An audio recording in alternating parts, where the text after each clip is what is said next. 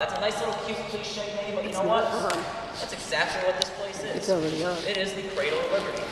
No doubt about it. This runs on that principle of liberty. Since it was built in 1742, this place has been a safe haven for the ability to speak in the front of a crowd and to be able to address your grievances in your government.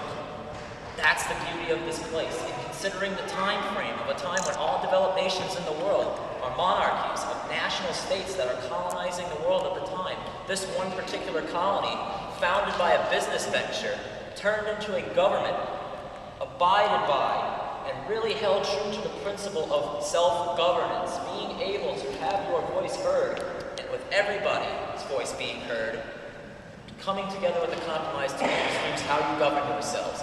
That can be as very simple as what you want to pay for in taxes, what you don't want to pay for in taxes. It's deciding how you will work together in your community with the same idea of the individual being able to speak their mind, being able for anybody to come in this town hall meeting, come up to this part of this podium here, enunciate, have everybody here in this hall, and then at the end of the day, voting on what works best for them. They're able to respect that in government. They're respecting that of the freedom of trade and economics, being able to freely trade with all, and deciding what rates and taxes are on that, as well as property. Property in the Lockean sense of being able to not only own the house that you had built with your two hands when they came over here in the 1600s, but that of the income that you take home that is yours. The land is yours. Your income is yours. What you own is what you have is yours, and that you are being able to choose what you want to do to give back to your community. And that's really what the town hall was about. Not just the just of grievances, but as they're building the community, how are they going to build it and how are they going to maintain it? Simple as deciding an annual budget for the year. As we do in these time of days, if you live in a town hall, an annual budget usually is a bunch of bickering for a couple weeks until they get a vote in as to what the tax rate's going to be. But you know what? That's the beauty of what democracy is about. Sometimes it goes on the darker sides of it and the really sketchy sides of democracy where it just doesn't look it's ugly. Sometimes it gets a little ugly, but that is what democracy is about. It is about the ability to have that conversation. It is about the ability to discuss with your neighbors of differing sides and opinions and come up with a compromise at the end of the day that everybody was able to decide on. It is not coming from a deity.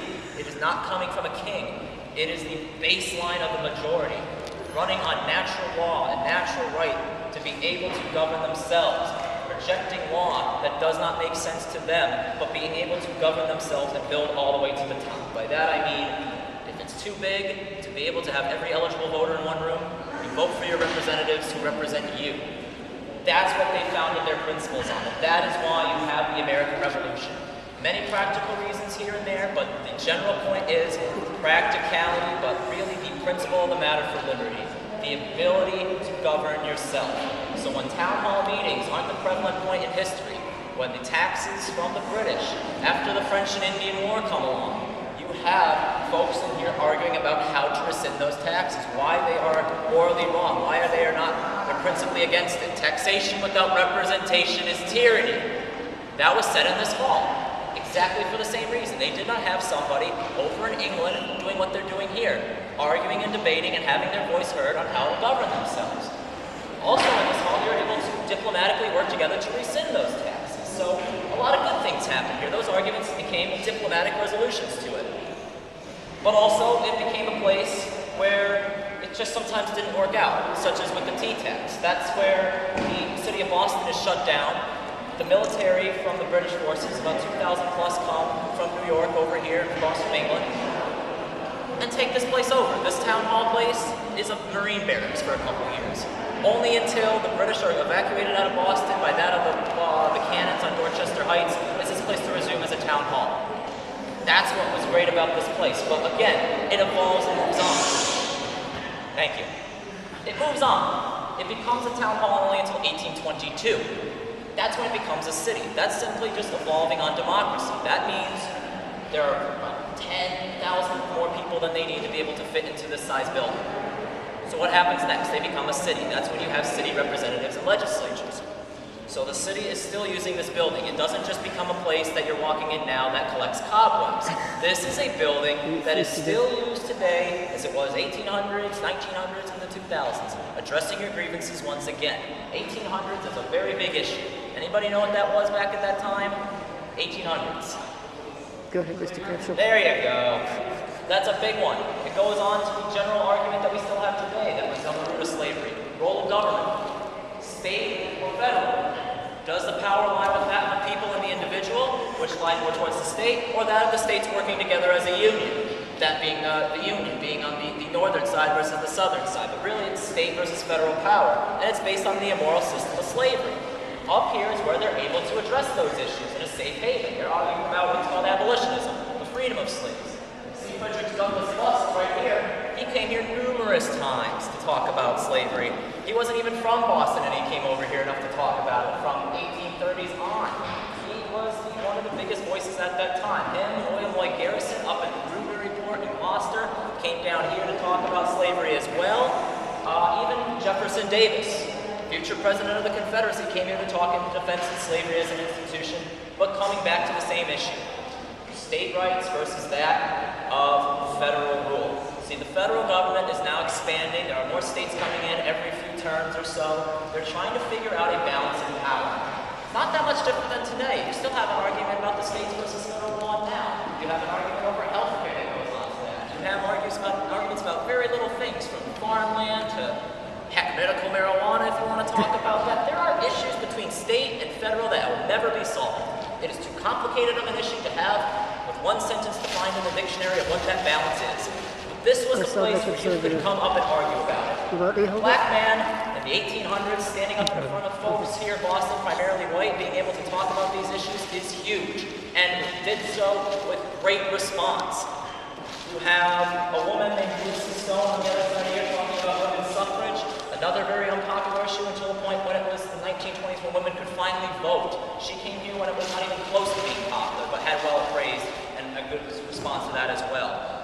After the Civil War, an example of a compromise that couldn't be met between the state and the union, you have the 1920s labor strikes. And you even have more global issues. No longer is this just a national place for debate, it is also for global issues. You talk about world hunger and civil issues from other countries. A great example of that was one time I heard a story about how the Hungarian Revolution had occurred so many years ago, and on the 30th anniversary, they actually wanted to book this hall. The manager of the building actually told me this, that he had no idea what it was. He learned about it only a couple days later, and that when the event came along, after they filled out the paperwork at City Hall to say, I want to rent this place as a public spot for the 30th anniversary of the Hungarian Revolution. This place was filled with 500 people. It's little things like that that you can recall from any different nation. They have happened here. The Dalai Lama has spoken here on the issues in Tibet. You have Desmond Tutu, the Archbishop in South Africa, addressing the issues of what would have been a flat-out civil war at that time in South Africa. You have people from all over the world to use this spot for the same exact principle that it was back then. It is no different. Addressing your grievances, not just in your government, but globally, it's a community. Addressing your grievances in your community. That's the one part of it. That's the individual part of it. On the community side, or the union side of things, you talk about the city using it collectively as a whole.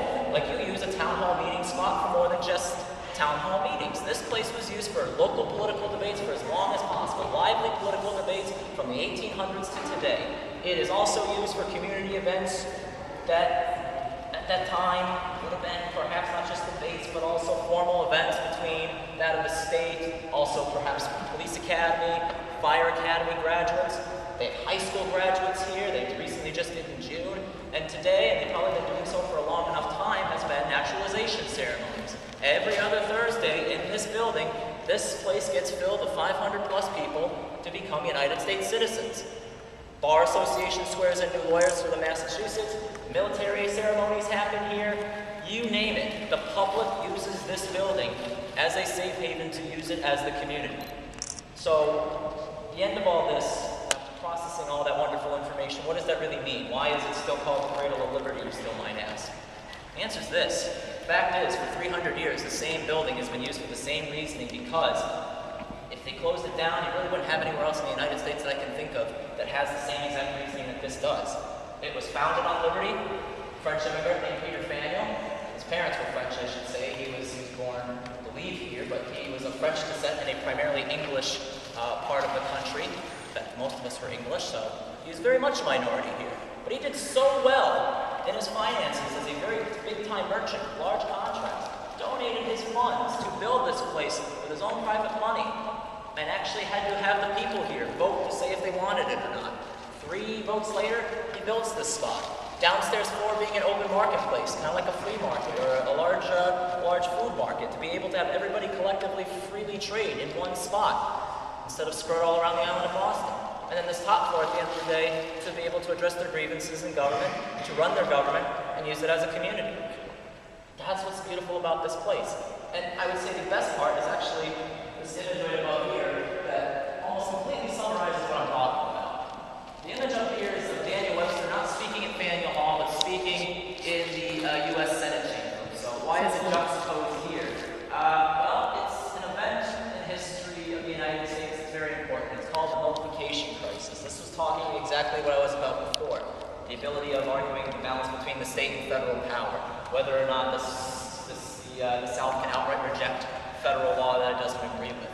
That going back to a very common natural law instinct saying, can the individual reject that of the law and power that they don't agree with? We have that same idea in our Constitution, rejecting a law that's not constitutional. 100 years before that was made, it's talking about a law that Parliament or the King makes that the people of the Common Court doesn't agree is reasonable or logical.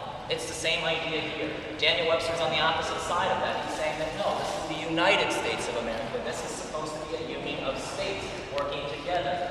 It's a tough issue, and again, it was one they couldn't compromise on. Sure, you can do the 30 rest. years later, the Civil War occurs.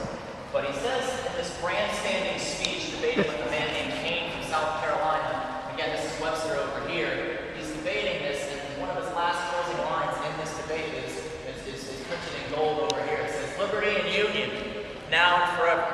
That line right there is synonymous with this building. Liberty. Exactly what this is, the cradle of liberty, the ability to have your individuals addressing your grievances. The union, the community use of every individual pulling in together to create what is a community. That's exactly what is a community. Individuals working together to use this place. Now and forever being, of course, that past, present, and then hopefully 20 years from now, somebody from the Park Service who's 22 years old, 23 years old, ending college, figuring out what he's trying to do, but being able to be in front of everybody here.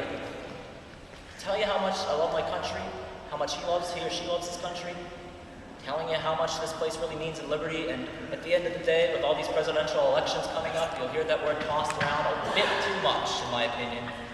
A little empty at that time. Try to have a little more weight behind liberty. Because people fought for it, fought for that word because they all had the same idea behind it. They put it in our Declaration of Independence and in our Constitution in many ways, shapes, or forms, and it shouldn't be tossed around so easily. There's a lot of weight behind it, too. And I guess to wrap it up, I should say, be thankful that you can have the debates that you have with your neighbors, whether you agree with them or not. Most of the time, you probably don't. But the fact is, you're allowed to have your individual liberty, you're allowed to stick to your principles, but at the end of the day, compromise on them. Because when you don't have compromise, things don't go very well. Civil War is a great example of that. That portrait does represent 30 years later what happens in the Civil War. But that liberty is important to keep in mind. Don't take it for granted. Keep in mind the compromise at the end of the day, because that's really how things get done in a free and prosperous society.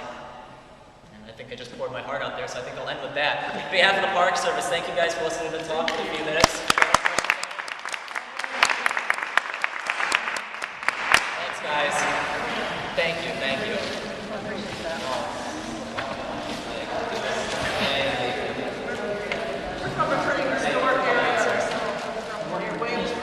Yes, sir. So when the building isn't being used by the city of Boston, we get to interpret here. So I'm still taping. Is that okay? That's okay. I was going to tell Eric a story, but he has to get going. Probably not.